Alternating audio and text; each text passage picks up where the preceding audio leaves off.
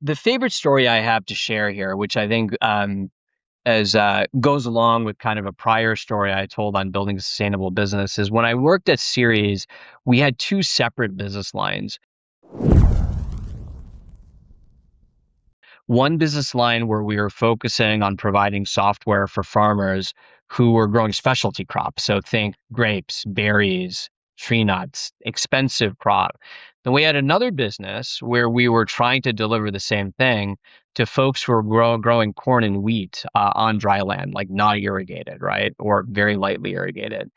And the cost of delivery was prohibitively expensive. But if you're talking about acres of wine grapes, those farmers can afford it, right? And also the value to them to make better decisions is quite high.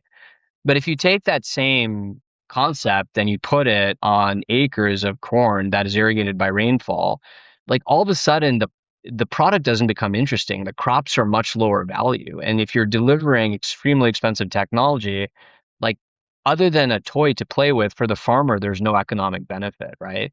And we had launched this business and we were trying to scale this dry land business. And I sort of put two and two together after I was at the company for a few months. And I went to our CEO and I was like, his name's Ash. And I was like, Ash, I'm not really sure I understand this. It feels like we need to build a product where the technology one day has to be low enough cost for this to make sense, or the product has to solve a different use case for these farmers. And so I understand we're trying to make it work, but capital is scarce. And like, I think maybe we should walk away from this business so we can focus on the other thing that's not as good. And so that's always kind of the story that I tell, because especially in the venture backed world, you get so caught up in raising money, trying to grow revenue, trying to build new technology, that often what gets lost in the shuffle is whether you actually have a thing that you should be growing or not, or whether it's a thing that you still got to go to work on and tinker with.